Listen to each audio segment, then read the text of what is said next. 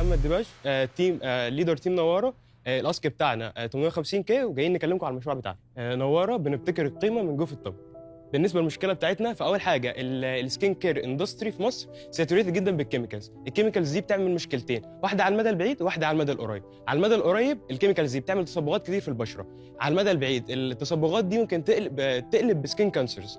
على الجانب الاخر سنويا بيتم انتاج 9.8 مليون طن سنويا من التمر. بس هنا في مشكله، 25% من التمر ده بيتم هدره كنواه.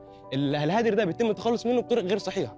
طيب احنا تيم نواره فكرنا ازاي نحول المشكله الثانيه لحل المشكله الاولى، فعملنا 7 منتجات للعنايه بالبشره والشعر بتميز انها 100% لوكالي ميد، 90% طبيعيه، و50% ارخص من سعر السوق. كمان المنتجات بتاعتنا بتميز انها علاجيه مش بس كوزماتكس.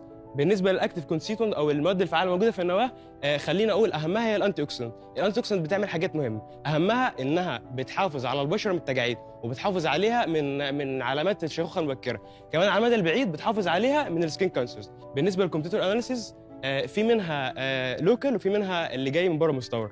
فخلينا اقول اللي بيميز نواره انها اول حاجه عندها سيرابيوتيك افكت او تاثير علاجي، 90% طبيعيه، 50% ارخص من سعر السوق. فوق كل ده احنا حاليا بنجرب ان الباكجينج بتاعنا يبقى ايكو فريندلي من الويست الزراعي.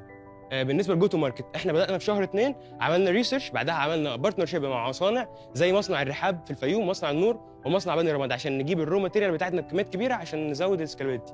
بعدها عملنا اوفلاين ماركتنج، ونزلنا ووزعنا سامبلز حوالينا في محافظه قنا علشان ناخد الفيدباك يعني نزود الافكتيف بتاع المنتجات بتاعتنا.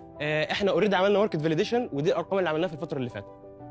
الفاينانشال اسك بتاعنا 850,000 جنيه هيكفينا لمده 8 شهور. بيتقسم بالنسب دي لار ان دي ورو ماتيريال والماشينز والتراخيص بتاعتنا والماركت.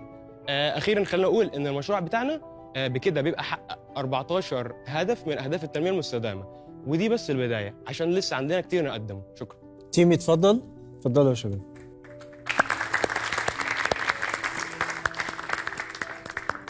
طيب قبل ما نبتدي بس تحية كبيرة لجامعة جنوب الوادي والقنا ولصعيد مصر الجميل كله.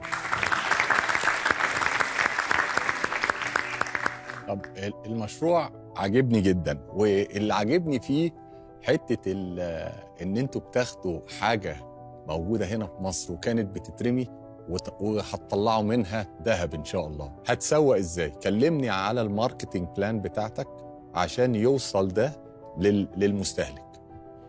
اول حاجه احنا هنبدا بالتوازي، هنشتغل اونلاين واوفلاين. الاونلاين هيبقى يعني خلينا نتارجت اول حاجه الفيسبوك والتيك توك، لان هو اكتر حاجتين دلوقتي بيجيبوا ريفيوز، خصوصا في جزء الكوزماتكس بس. فده هدي الخطه التسويقيه يعني.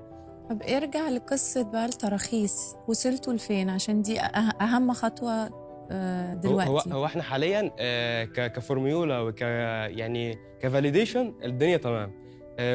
وازاي نعمل التراخيص احنا عارفينها كنظري، بس زي ما قلت الفند ناقص عشان نبدا نشتغل في القصه دي. ازاي اتاكدتوا ان المنتج النهائي مش ما فيهوش كيميكالز او ملوث؟ يعني ازاي اتاكدتوا من البيوريتي؟ بص حضرتك، هو المفروض ان الاكتيف ماتيريالز الموجوده في نواه التمر يعتبر كلها مواد طبيعيه. كمان المينرالز اللي فيها برضو ليها دور فعال كبير في عمليه اللي هو الخلايا بتاعت البشره، دايما بتكون في حاله كونتينوس ديفيجن عشان تعوض التالف. فدي كلها حاجات طبيعيه بتساعد البشره ترجع لنضارتها تاني. طب نشوف المنتج؟ يا ريت. يا ريت.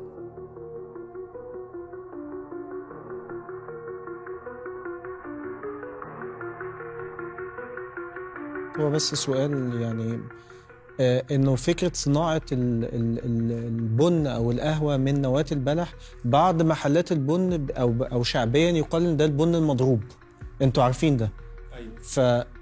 فده سمعه مسبقه قد تكون سيئه في الموضوع ده. انا هقول لحضرتك على الحته دي. هي المحلات بتاعت البن بتجيب النواه وتطحنها وتحطها جوه القهوه العاديه، انما احنا جايبين الباكج وكاتبين اصلا ان ده قهوه نواه، وهنقول لك ان القهوه دي بتعمل نفس الافكت بتاعت القهوه العاديه بس بدون كافيين. صناعه جميله. هو ده الحاجات دي الواحد بيشوفها من بره كتير، بنستخدم الطبيعه عشان اطلع برضه حاجات بالظبط، وبتبقى غاليه جدا الحاجات الاورجانيك. وامن حاجه في الدنيا هي الحاجات اللي طالعه من الطبيعه، بس هي عايزه شغل. نترجمه لفلوس؟ ولو هنترجم في فلوس فانا بستاذن الساده الزملاء، لا انا هشيل المشروع كله 850.